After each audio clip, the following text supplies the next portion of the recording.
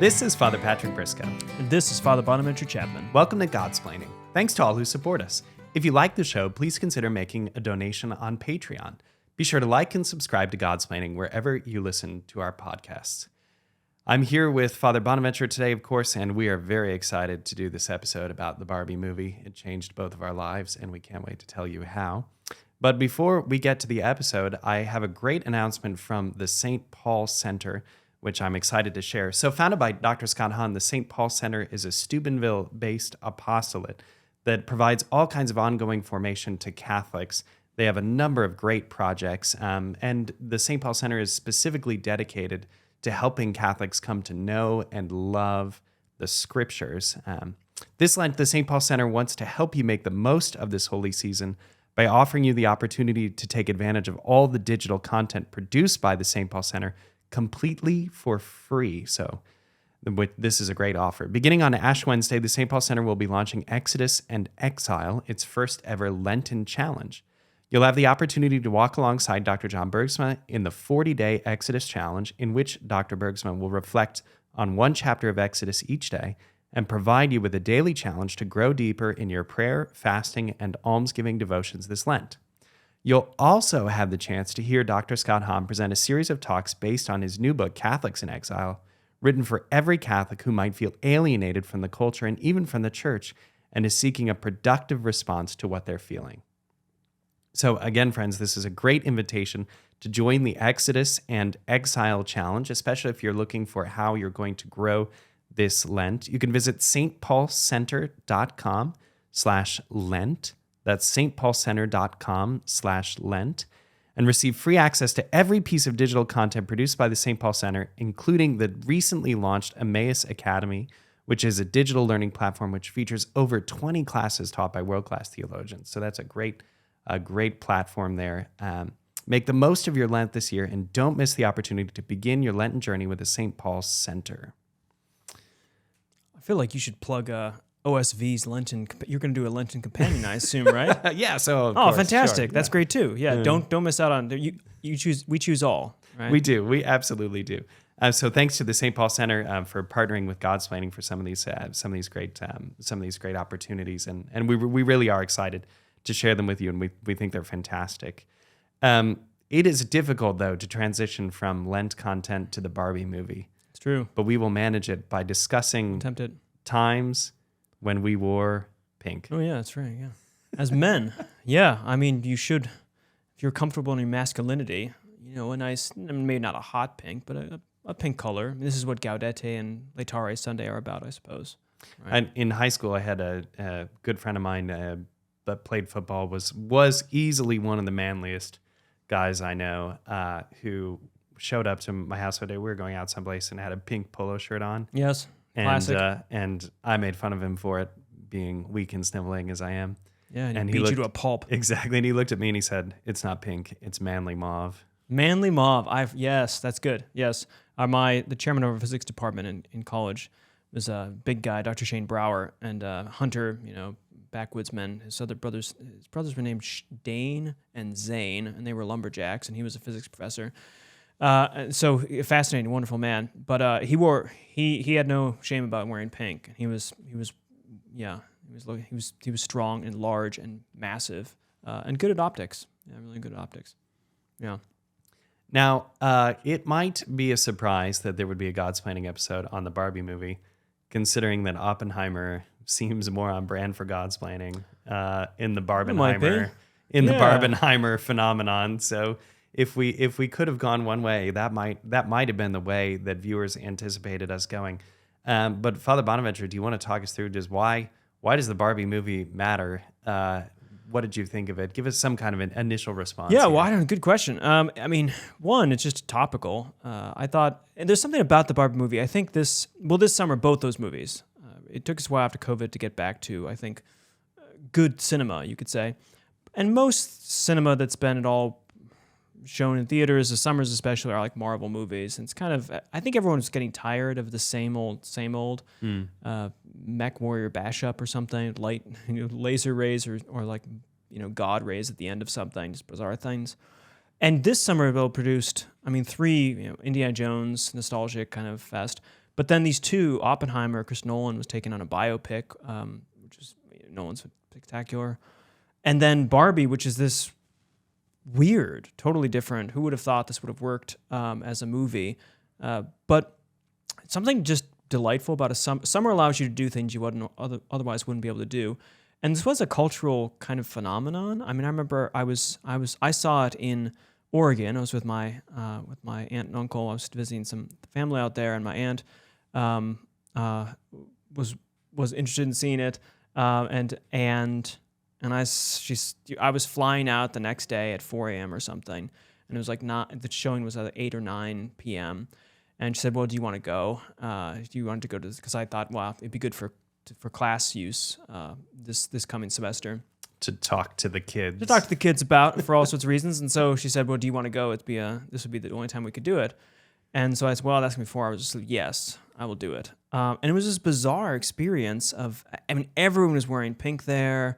There was shouting, there was excitement. It was a bit like when the Star Wars movies were re-released when I was a wee lad. And those were the kind of a similar thing. People were dressed up, that sort of stuff. So it was just a moment. And then the movie itself was, I mean, there's lots to talk about with it. But there was it was a delightful experience, you could say. You saw it in a different context, I think. Well, yeah, absolutely. I was very interested in the commentary surrounding the movie. Mm-hmm. That was what caught my attention. I mean, Greta Gerwig's I would say that she's a talented filmmaker. Yeah, that's right. I enjoyed Lady Bird a great deal. I thought it was a fabulous coming of age story. Mm-hmm. So I've been interested in things that she's done. But when you have the kind of commentary coming out around Barbie, I just couldn't resist it. Right. So you've got like Crystal Ball saying the movie was not funny or entertaining or family friendly. No star actor or immaculate set design was going to rescue this mess. It's way too preachy to be enjoyable or even be effective as propaganda. It's like AI wrote a screenplay based on 2010's white feminism. The radicalism level was firmly set on safe. So I loved Crystal Ball's commentary, and then I went right from Crystal Ball to Ben Shapiro. Yeah, who said a bunch of things that we can't say on Godsplaining. Yes, because we don't have his fancy bleep button. But Ben Shapiro hated it as much as Crystal Ball. And these are not people that agree on much. So Shapiro said it's one of the worst films I've ever seen on every possible level. It is a horrific movie. He said it's full of many films. He said it's full of writing by idiots who think they're smart. So you have this skewering of the Barbie movie by both Ben Shapiro and Crystal Ball. I mean, Bill Maher weighed in on it too. Oh. He also destroyed it in a Twitter feed, and then of course Armin White, the movie critic over at National Review, also hated it. Yeah, so you just kind of got back and forth, left to right. Yeah. All of these people dumping on the Barbie movie, and that's what caught my attention about it. I thought, how could all of these people really hate this thing? Mm-hmm. Well, what are they all so angry about? Yes. So I had to see it. Yes. Yeah, and yeah. When we first talked about it, I was surprised because I enjoyed it. But you were quite confident about it. You said it's decidedly good. I liked it. Yeah. Well, I thought the aesthetics. I mean, the aesthetics were quite brilliant. All the little details about this, just the visuals, the colors, and I'm not exactly a man to normally be weighing in on colors and things like this, but pink and black are in my wheelhouse. I can see those without a problem. Greens are very minimal and this sort of thing. So the aesthetics are beautiful. I thought the acting was quite delightful. Ryan Gosling he's one of those people. When I first saw him as an actor, I thought, you know what, not interested. But each time I see him in a movie now, every time he gets better and better to me. So it's one of those weird things where you get a second. I guess it's like Leonardo DiCaprio, right? He did Titanic, and I thought, never watching you again. But Ryan Gosling just gets second chances, and he gets better and better. I think he's fantastic. And Margot Robbie, of course, delightful. I thought all the little side characters, the Alan, I thought also even though, let's put it this way, for a man, I mean, I didn't grow up playing with Barbie. Some men maybe did, but I didn't. My sister really didn't play with Barbie. You might have had Barbies around a little more. We had lots of them, yeah. So so a lot of it went over my head in a way, or at least it was geared towards people who experienced Barbie and played with Barbie. And I missed those. So it was nice to have my aunt was there, and so she could explain to me, oh yeah, this is a classic Barbie problem. Like, yeah, oh yeah, you can change the clothing and all this kind of thing, and the Ken figure and all that. Like that was a world entered. So one of the nice parts about it was also that it was pitched to a different audience. Like, it was clearly pitched to women of a certain generation, but also to other women, and also to the wider public. But it had a center focus in a way that is different from other movies. And this is true for, like, say, Black Panther. I had this similar experience that you were.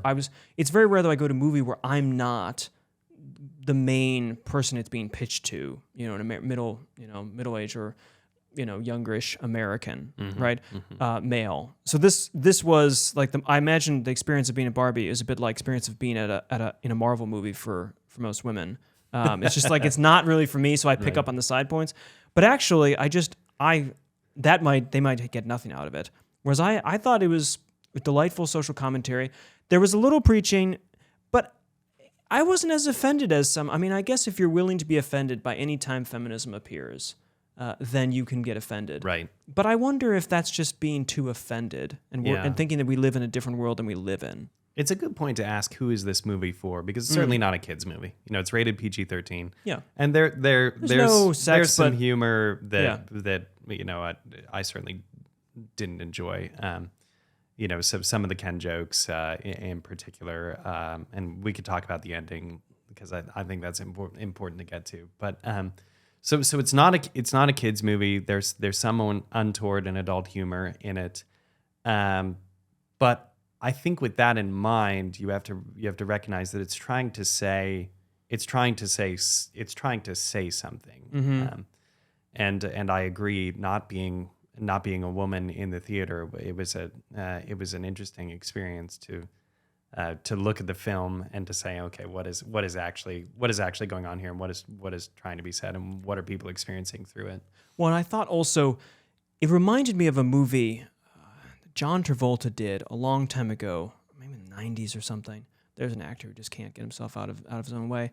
But if you like John Travolta, sorry, I'm willing. I'm always willing to watch him. But there was a movie called, I think it was called White Man's Burden or something, and it was a reverse. So it was written where it was in a society or in a city where whites tended to be the more impoverished, and so it was dealing with these. And so he was playing a kind of impoverished guy who had held up a family, a well-to-do black family. And so it got at the race issues and the kind of relations of poverty and crime from the racial perspective, but it was flipped in a way, so that you identified with, as a white person, you identified more with Travolta and the poor. And so it kind of forced not in a horrible or hackneyed way, the shifting of your perspective lenses, your kind of just view of things. And I felt like Barbie was part of what it was doing is trying to aim at this for realization that putting with Ken and the Kens there as what many women perceive of their experience of the patriarchy or the male culture or blah. So, but it allowed a man to get into that and to kind of see that from their perspective in a way that didn't feel uncomfortable to me. It wasn't like I knew immediately, or I felt like it was a sledgehammer hitting me over the head about how, women are just for looks and all this, and Barbie is just a continuation of male power into our society, and so we need to force you to realize this. I thought it did it in a kind of playful, gentle way of just making me think, oh yeah, I wonder, it is different being a woman in the American society, in the Western society in general. And I don't take that, what you do with that is, the outcome of that is different. But I don't take that immediately into account. And I think especially to turn this into JP2 conversation, the complementarity between men and women, it's good to realize that there are different perceptions of them. And what you do with that will be very different, whether you're a radical feminist or a JP2 Catholic. But to realize that they are different, that men and women are different and perceived differently, that's helpful. And I thought that kind of flip of perspective was generous and gentle enough that it allowed a man to kind of experiment with thinking about just what it means to be a woman and always be looked at in a particular way. Yeah, that was one of the aspects of the film that I really appreciated. Actually, was it was a refreshing assertion of the binary nature of sexual complementarity, and I thought, wow, this is amazing that they pulled this off. Yeah, so there is a transactor. The doctor Barbie is transgender, but you don't even notice notice. in the film. You would not know. I was really unless shocked that that there was not as much over the top explained explicit. to you. Yeah, exactly. Yeah. But it's pretty subtle in that way, and I think it's interesting that it's really getting at the question of what it means to be a woman, right? So I think it's worth reading the long quote that Gloria's famous speech played by America Ferrera. Because I think this is germane to what you're raising. To set this up, though, right? This is the this is the kind of speech, and this was a weird. I was in the theater at the moment, and when she gives the speech, there's been this role reversal. So Ken has discovered the power of horses and the patriarchy when he's going to the real world, and he comes back, which I absolutely love. Horses, like the horse thing. That horse was the image they chose to be the patriarchy, like the cowboy horse thing. When Mount Rushmore is changed to be the horses. Yeah, horses. Yeah, exactly. Horses are extensions of men. It's just fantastic. Yeah, exactly. No, the whole thing is brilliant. It's very subtle and brilliant. But the Ken has taken over. Again, the patriarch's been reasserted, and so Barbies are back to being Barbies, not ruling Barbie world, but rather acting like women perceive themselves to be acted in this world. Bracket that. And so they have to be saved by a message. It's kind of has a gospel evangelical kind of feel to it. And Gloria, one of the woman from the real world who's been oppressed, blah blah blah, comes to Barbie world and gives this kind of speech, expressing her frustrations. And hearing these words brings Barbies out of their patriarchal horse domination, slumber, and they get back to they're woken up again to who they're supposed to be, which is in control and this sort of thing. So this is the speech, and it was, and in the theater, it was interesting just being around when the speech happened, which I thought the women around, there was this kind of knowing nod. It was fascinating, just as a phenomenon. And I realized, there must be something about this that gets people to kind of, if you were younger, you'd click snap fingers or something. But this was a knowing realization or an acceptance, like finally someone can say this. But here's the speech. Okay, so here's the speech. It is literally impossible to be a woman. You are so beautiful and so smart, and it kills me that you don't think you're good enough. Like, we always have to be extraordinary, but somehow we're always doing it wrong. We have to be thin, but not too thin. You could say you want to be thin, you have to say you want to be healthy, but also you have to be thin. You have to have money, but you can't ask for money because that's crass. You have to be a boss, but you can't be mean. You have to lead, but you can't squash other people's ideas. You're supposed to love being a mother, but don't talk about your kids all the damn time. You have to be a career woman, but also always be looking out for other people. You have to answer for men's bad behavior, which is insane, but if you point that out, you're accused of complaining. You're supposed to stay pretty for men, but not so pretty that you tempt them too much or that you threaten other women because you're supposed to be part of the sisterhood. But always stand out and always be grateful. But never forget that the system is rigged, so find a way to acknowledge that, but also be grateful. You have to never get old, never be rude, never show off, never be selfish, never fall down, never fail, never show fear, never get out of line. It's too hard, it's too contradictory, and nobody gives you a medal or says thank you. And it turns out that, in fact, not only are you doing everything wrong, but also everything is your fault. I'm just so tired of watching myself and every single other woman tie herself into knots so that people will like us. And if all of that is also true for a doll just representing a woman, then I don't even know. Mm-hmm. So part of the thing that I think is so compelling about this speech is the tension between how people live when they want to really express themselves genuinely, and how they live when they want to be engaging in society. Okay, so this is what I was thinking about in the speech. Because again, not being a woman, it resonates with me differently. But I do think that there are so many ways that we self-censor today, especially as Christians, right? When we want to interact with society, and there are all kinds of expectations that are put on us in order to be part of the public conversation, to participate in civic life, to get along, even with members of our family, right? So there are all kinds of ways that we're trying to avoid expressing what we really think in order to just make good on the kind of goods of public friendship, right? And so I was thinking of that in this tension, which is obviously specific to women and the way women feel. It's very very particular to them, and I'm certainly not taking that away from this. But I do think that there's something. There's a larger tension that's getting along that this is getting at, the kind of expectations of society and the contrast that you feel when you're really being yourself and expressing in a kind of uncensored or unfiltered way what you really think. Yeah, so I'm a big fan of Irving Goffman, social dramaturgy. He produced a book. He's a sociologist, American sociologist in the 20th century, and he produced a number of books, but one of his was the presentation of self in everyday life. And he talks about front stage, backstage kind of things, and the looking at how we engage as actors. Uses the dramaturgy, he calls it social dramaturgy, the liturgy of drama that we interact with each other through. He goes to a bunch of islands and does a standard sociological thing, and looks at different societies and how they present themselves, and then looks at that in our own kind of society as we're always actors. Or we often be actors, and we step into roles. There's a sort of passivity that you have in society. You think we'd be more dynamic, and it's individualism and enlightenment, and we're in control, and we get to decide, and we're free, and all this. But he says, actually, no, largely in society, you're playing roles, and you step into those roles. And when people make mistakes, it's usually mistakes because they've stepped out of their role. Not so much that they've made a mistake per se, but they've made a mistake by not following their own script of the way they presented themselves. And they actually may be more like themselves in that moment of stepping away from the script and improvising, you could say, but society is set up to encode. Now, you could take this too far, but I've always thought that was an important insight in our social interactions, that we do have roles we play and how frequently we let those dictate what our actions ought to be.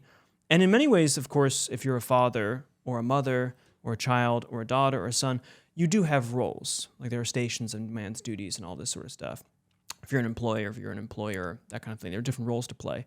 But you can make those roles as your identity, and that does structure how you interact with each other. And I think then if that's too much so that you're just role acting and play acting all the time, the psychological tensions build up, and we demand to be known for ourselves. And I think Christ has this sense of freeing us from playing roles with him, and we oftentimes go to try to play roles with him, and he wants to break through that so that then we can actually play roles, remove a little bit playing roles with each other. So that's just like a Irving Goffman kind of move quickly from sociology to theological prayer and relationship there. But all in the sense of Barbie, fair enough. So another interpretation I had, so I was thinking about this tension again of who we are and how we present ourselves, right? The expectations of society. Another interpretation I had was I thought I was thinking of Barbie and Barbie Land through the rubrics of the cave. Oh, sure. Which Cave. is kind of obvious, right? And this is an especially profound interpretation, but there's a world that Barbie thinks is real. Mm-hmm. Barbie Land is what Barbie knows. Yes. And then she travels out of Barbie Land and experiences things as they actually are for the first time. Mm-hmm. And it's extremely difficult for her to get her head around how things really are. Mm-hmm. And so I wonder what you made of that. Yeah, Bonaventure, if you think it's fair to look at this as a kind of exploration of Plato's No, allegory of the cave. This is one of the reasons why I wanted to see this movie, because I was teaching Plato's Cave and the allegory of the cave and Platonism this semester to my freshmen and my juniors and seniors in my classes. And this was a clear case, a nice version of course, the fundamental founding myth of Western philosophy, which is there's appearances and there's reality. And we have to relate those. Oppenheimer's the same way. Just it turns out there's stuff going around, but then the physics, the actual equations are what the real world is. That's just science. Platonism is just science. But the Barbie one's particularly interesting because Barbie world, in a sense, is the world of the cave, the appearances, not the real world. That's the outside the real world. You leave the cave and go there. But of course, in Plato's analogy, like leaving the cave is going to a better place. It's going to the place of the forms, the place of the true and the good and the beautiful. Whereas the cave is this appearances which you didn't know were bad, but actually are bad. Interesting in Barbie, of course, it's the other way around. It's kind of an Augustinian view, I suppose. You're leaving the realm of appearances, which is actually kind of the good world, to the real world is actually like the bad world. It's the world of male power and this sort of thing. So it's a sort of inverted cave, or at least it has some new tensions and new parts to play for that. But I think it is fundamentally the Western philosophical idea of what I see is not what I get, that there's something that's really behind this. I can't really explain how Barbie World does not explain, or the movie doesn't explain how the real world does interact. I mean, you draw Barbie in the real world, and that kind of does things to Barbie in the fake world. She's kind of a puppet, but we don't get exactly the mechanisms. That's okay. We don't know the mechanisms of how anything really works in this world anyway. I mean, just you keep going further in quantum mechanics and stuff gets crazy. So, but that dualism, that fundamental dualism, I think is an important aspect of Western philosophy, and Barbie just picks up on that, and of Christian philosophy too, I suppose. I mean, we believe in the real world here, but we believe in the heavens, God as being the true kind of peace in all of this. So it's the Christian story is the other way around again. That the other world that you go to, you leave this world in a sense, or you're not dragged down by this world, as Augustine would say, the senses and sinfulness, to the perfect world, the world of divine blessedness, where the world of the saints. Yeah, Dante's Comedy brings us up as well. So I think Barbie has this, it's a beautiful reminder of that appearances reality distinction, and adds just that kind of twist to it, where of course things in the real world are screwed up too. Mm-hmm. So it's a reminder that actually the Barbie world are both world of appearances, and they get this right. because they go back to the Barbie world and try to fix it a bit and make it. It's not the perfect world. It's not like, and she doesn't. Spoiler alert. Are we doing this? Yes. Oh, absolutely. So she decides to go and enter the real world. So she wants to leave. Whereas, of course, for Plato, the job of the philosopher is you have to keep going back and to fix the world. But she goes and enters the real world to be like who she actually wants to be a real human. So that's, again, it's got the fundamental myth of the cave, but it plays around with some parts to it that I think make it interesting. Yeah. So I do want to close at the end, but before we get to that, I want to introduce one last idea, which is that again, so we mentioned the binary and how that was refreshing. There are clear ideas of maleness and femaleness in this film, and all of those should be praised.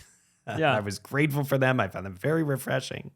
But one of the ideas that I liked as I continued thinking about it is that there ought to be the film is suggesting that there ought to be spaces that are for women and spaces that are for men, and I like that idea too. You know, I actually like the idea.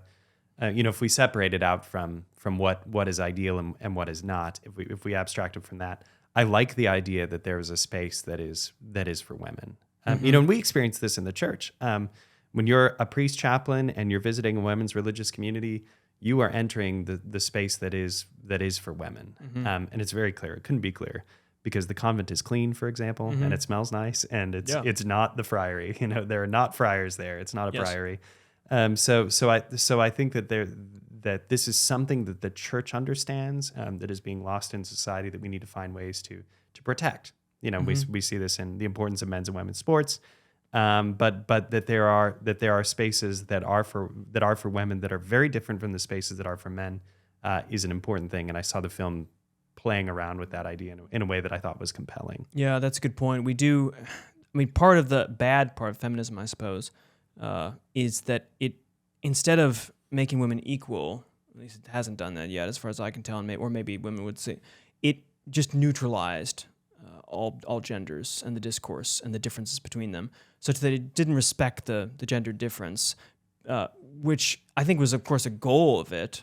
But women weren't allowed to be women, actually. They were just kind of, I think, had to act in a man's world and act like men. And so, in a sense, this speech that Gloria gives in the movie is, I think, reflective of not a further development of feminism, but a reflection on a bad version of feminism that says, we were sold a false bill of goods. We had to be both, the tension. We had to be both men and professionals and women. Right. So I think that's salubrious that feminism is realizing that actually we need to hold to being women qua women, and we want men to respect us as women and not as something else. Yeah, that's right. The Mattel CEO, right? He says, "We sell dreams, imagination, and sparkle. And when you think of sparkle, what do you think of next? Female agency." It's an interesting line because, again, I think it gets at what you're suggesting, that women were not taught actually, or feminism did not design something that was authentically for women, but instead just made women men. Yeah. And in a way that was and made them unfairly play. Untrue. Yeah, exactly. Yeah, in a game that they ought not to play in. Yeah. Okay, so by way of conclusion, what did you think about the ending? Because the ending is a little bit controversial, right? Barbie decides that she wants to go to the real world, and she shows up, and where is it that she arrives? She's going to see a doctor, and it's a gynecologist. Yeah. What did you make of that? I thought embracing womanhood, embracing like that this is part of being a woman. You might think that like her not having to deal with these sort of issues would allow her to be more a woman, because she'd be able to be interacting in society without the difficulties of the biological life and the aspect of being a woman, which I know nothing about, but I suspect are significant. But instead, actually getting to be a woman means to embrace fully all the components that make one a woman, both in nature and in psyche. So I thought that was. Yeah, I mean, you could take it in a playful sense, of course, or we could run a deep natural law kind of reading of this thing and hijack the movie for that. Like, she really understood the actual nature of male and female, have these all the way down, sexual organs and all that kind of stuff. Either way is fine. Yeah, I think there are some people that would have that are responding to it, and disliking it. They say, well, it's kind of a crude thing. But I appreciated that it was making a point about embodiment and that femaleness is not just a concept, but it's written in us physically. And there's a natural law argument. Yep, exactly. Yeah. So that was the argument that I wanted to make in my defense for the ending, because it's not possible to abstract femaleness from a female body. It's entering by entering the real world. You only get to be a female. In a female body. Yeah, by the interesting thing, by entering the real world, the first thing she has to do in the real world is not get a job, not get whatever, but to show up to that gynecologist and get to be an actual woman. And so, I mean, I'd be surprised. I don't know. I haven't read the commentary, but I'd be shocked if people didn't think that was like a failure of the movie to respect transgender and that kind of stuff. So it's super absolutely conservative. That essay over the New York Times. Great, because it's a super conservative movie. Apparently, who knew? Yeah. Well, as we wrap up for the Bonaventure, any last comments on the Barbie movie? I think it's helpful to remind ourselves that movies are movies, and they're produced by the cultures that they're in, and so sometimes we demand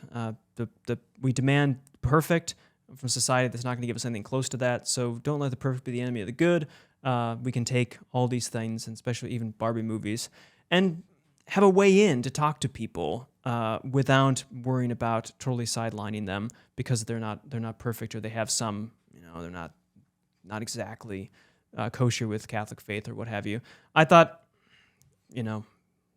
life's mysterious. Don't take it so serious. Let this one go and take the good with it, and see and it has plenty of opportunities for discussion of real feminism and male and female relations, and just society in general. Yeah, I think the lighthearted critique of Mattel, the whole consumerist principle behind all the different Barbies. I thought that the binary nature of embodiment and personhood, questions about friendship and identity, I think they're all there. I think they're in the film, and I think they're worth talking about, as we tried to do on the episode. And good, just gentle reminder to men that maybe you do see women as kind of just Barbie doll.